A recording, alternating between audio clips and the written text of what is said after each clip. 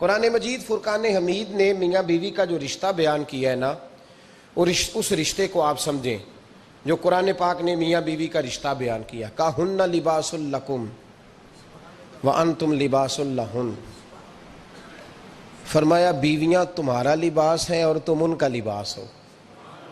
وہ تمہارا لباس ہے اور تم، اللہ اکبر، کیسا خوبصورت لفظ قرآن پاک نے، ہن لباس لکم وانتم لباس لہن، فرمایا وہ تمہارا لباس ہے اور تم، سمجھ آ رہی ہے نا جی بات کی، وہ تمہارا لباس ہے اور تم ان کا لباس ہو۔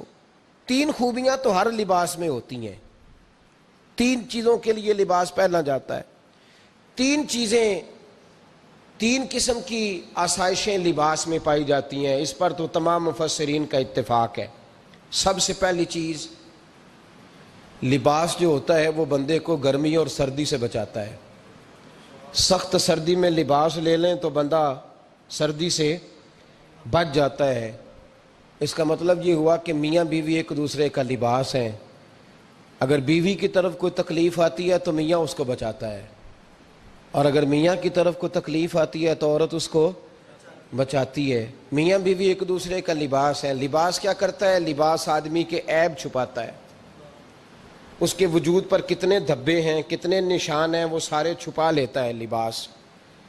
میاں بیوی ایک دوسرے کے عیب چھپانے والے ہوتے ہیں، عیب بتانے والے، رونا رونے والے نہیں ہوتے کہ بی بی جب بھی میکے گئی اس نے جا کے رونا شروع کر دیا، اتنی میں تانگو دوسرا ہے ہی کوئی نہیں۔ اور خامد صاحب جب بھی ملے انہوں نے ایک ہی راگ الاپنا شروع کر دیا کہ میری کیا بات تھی، مجھے مل کیا گیا ہے، میں کیا تھا، میرے ساتھ ہوا کیا ہے۔ تو لباس ہیں، ایک دوسرے کا عیب چھپائیں گے، بولیے ایک دوسرے کا عیب چھپائیں گے، ایک دوسرے کی غلطیوں کی پردہ پوشی کریں گے۔ اور تیسرا لباس کا کیا مقصد ہوتا ہے؟ لباس شخصیت کا آئینہ دار ہوتا ہے۔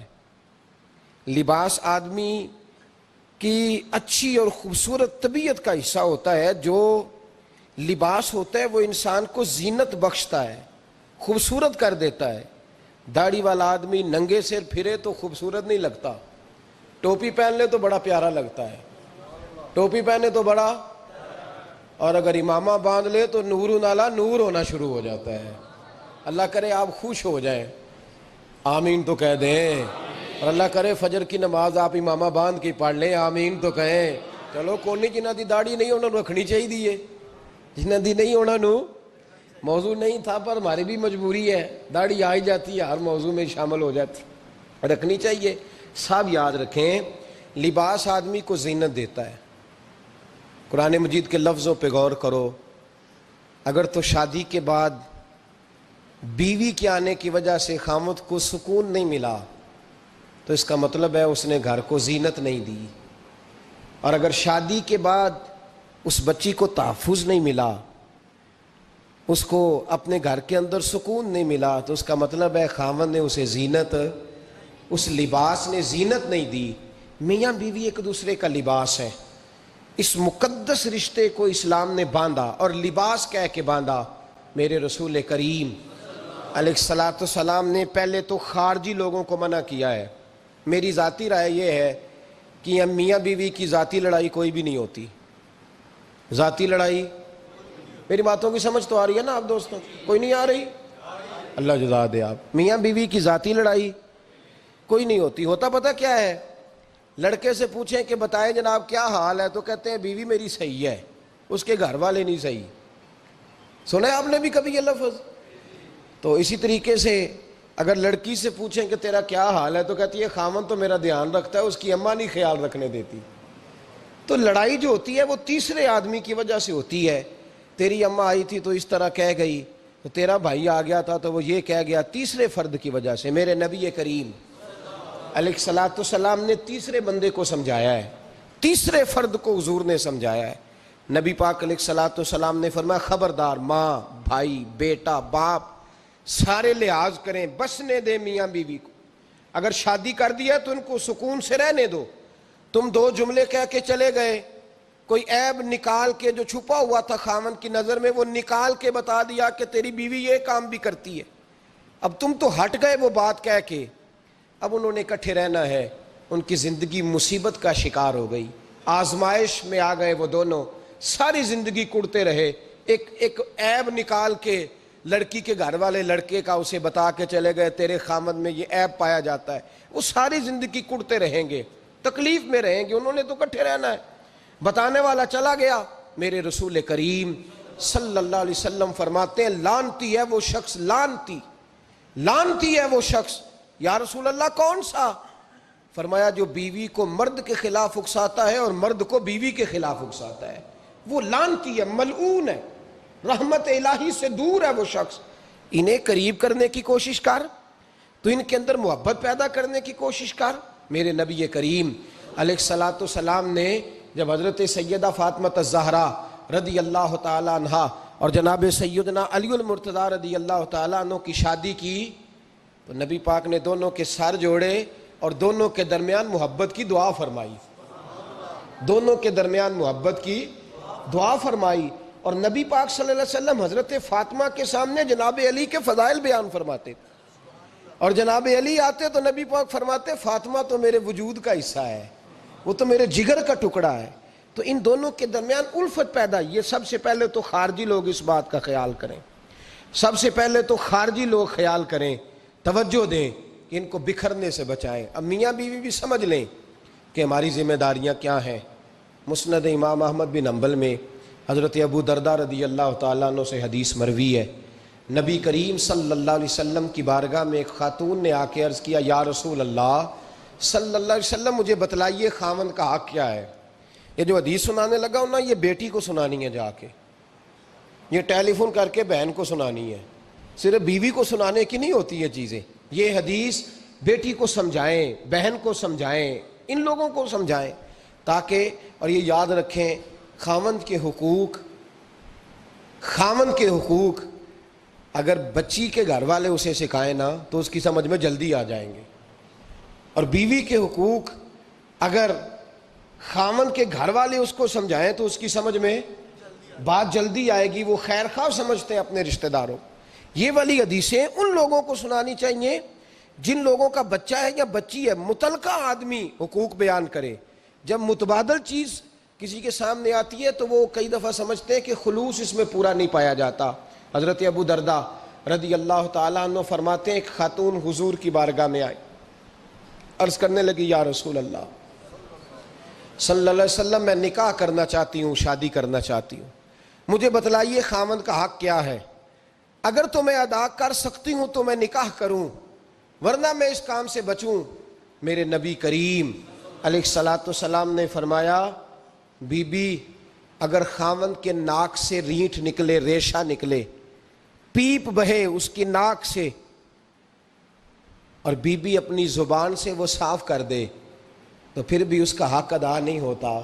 حضرت ابو درداء کہتے ہیں آنکھ کھول کے اس عورت نے دیکھا تو میرے نبی پاک نے اگلے جملے ارشاد فرمائے، حضور نے فرمایا تو ان باتوں میں حیرت کر رہی ہے، میں اگر خدا کے علاوہ کسی کو سجدے کا حکم دیتا تو میں عورت کو کہتا اپنے خاوند کو سجدہ کرے، میں اس کو کہتا یہ کام کرے۔ میرے رسول کریم علیہ الصلوۃ والسلام نے حقوق کا تعین فرمایا، حقوق کا تعین فرمایا، اور نبی کریم صلی اللہ علیہ وسلم نے فرمایا جو عورت اس حال میں مر گئی، اس حال میں دنیا سے گئی کہ اس کا خاوند اس سے راضی تھا، اس کا شوہر اس سے راضی تھا، اس کا گھر والا اس سے مطمئن تھا، تو میرے نبی پاک فرماتے ہیں جب دنیا سے جائے گی تو رب کریم جنت کا دروازہ کھول کے فوراً ہی جنت میں داخل فرما دے گا، اس کو بغیر روک ٹوک جنت دے دی جائے گی۔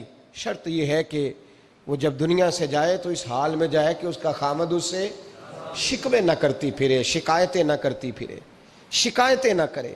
ہمارے زمانے میں شکایتیں ہوتی ہیں اور خواتین، عورتیں اس بات کو سمجھتی نہیں کہ اللہ نے جو میرے نصیب میں رکھا تھا اور جو خاوند رب نے میرے لیے پسند کیا تھا وہ اللہ نے مجھے عطا فرما دیا ہے۔ وہ شکوے کرتی ہیں، شکایات کرتی ہیں، اور دوسری عورتوں کو سامنے رکھ کے وہ فلاں کے حصے میں یہ چیز آئی، فلاں کے حصے میں یہ چیز آئی، فلاں کا خاوند یوں کرتا ہے، شکوہ کرتی ہیں۔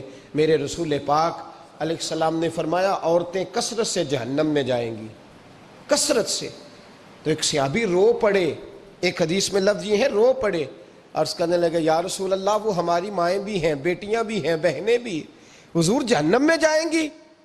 نبی پاک صلی اللہ علیہ وسلم نے فرمایا ایک تو وہ عیب جوئی کرتی ہیں، غیبتیں کرتی ہیں، دوسرا رب کا شکر ادا نہیں کرتی، اور تیسرا فرمایا اپنے خامند کا بھی شکریہ ادا نہیں کرتی، بات بات پہ ناشکری کرتی ہیں، بات بات پہ ناشکری کرتی، اس سبب سے جہنم میں جائیں گے۔ عورت کے حقوق کا تعین فرمایا، اور ساتھ ہی میرے رسول پاک علیہ السلام نے مرد کی طرف توجہ فرمائی، اور کیا خوبصورت لفظ ارشاد فرمایا تم میں ہر آدمی اپنے آپ کو اچھا سمجھتا اور اچھا کہتا ہے، ہر آدمی کہتا ہے، لیکن کوئی اگر مجھے آ کے پوچھے گا کہ محبوب آپ کی امت میں اچھا کون ہے، تو حضور فرماتے ہیں میں اسے اچھا سمجھوں گا جو اپنے گھر والوں کے حق میں اچھا ہے، جو اپنی بیوی خیرکم لأہلہ، تم میں سے بہترین وہ ہے جو اپنے گھر والوں کے لیے اچھا ہے، اور فرمایا جاؤ میرے گھر جا کے پوچھ لو وانا خیرکم لأہلی، میں تم سب سے زیادہ بڑھ کر اپنے گھر والوں کے لیے اچھا ہوں،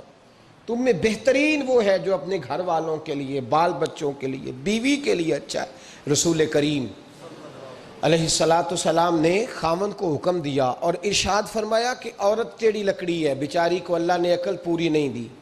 ایک بچہ چھوٹا ہوتا ہے، ہمیں پتہ ہوتا ہے کہ اس کا شعور پورا نہیں، اگر کوئی غلطی کرے تو کیا اسے نکال دیا جاتا ہے گھر سے؟ بولے، چھوٹا بچہ ہے، وہ کئی دفعہ بڑا نقصان کر دیتا ہے، آپ کیا کہتے ہیں؟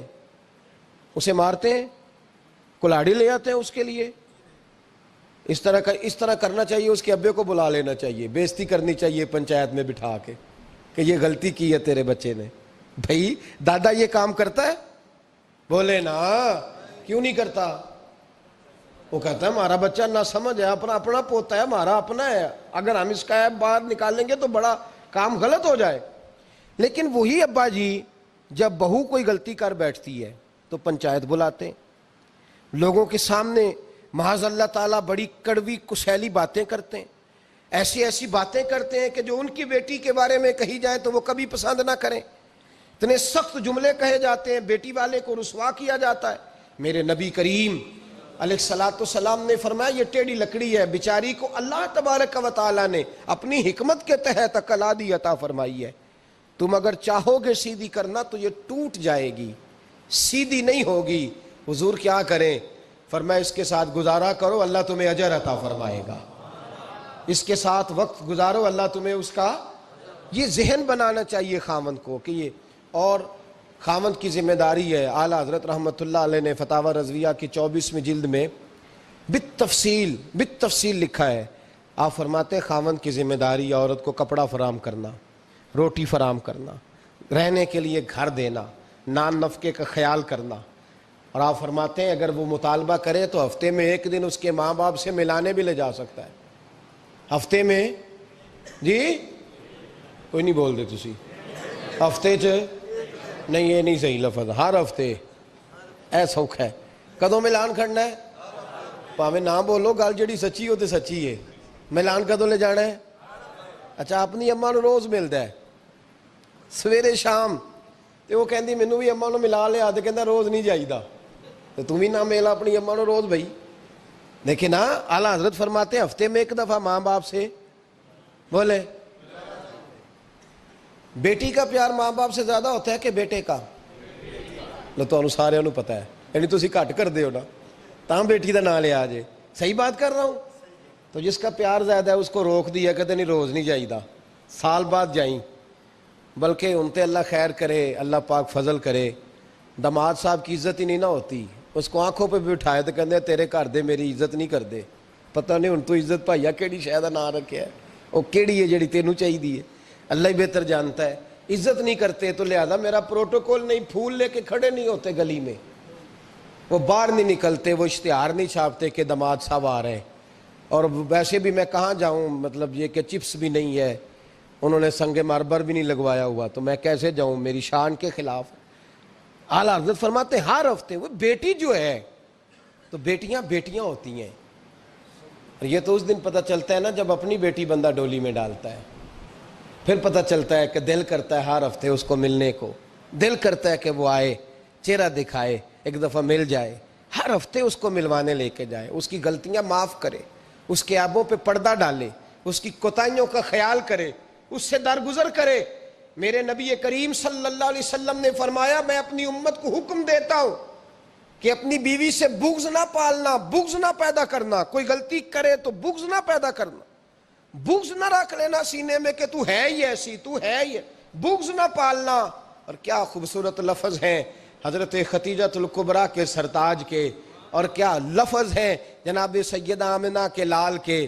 میرے نبی پاک فرمانے لگے اگر تمہیں اپنی بیوی کی کوئی عادت ناپسند ہے تو غور کر لو، ڈھونڈ لو، اس میں ایسی بھی عادت تمہیں ضرور مل جائے گی جو تمہیں بڑی پسند ہوگی۔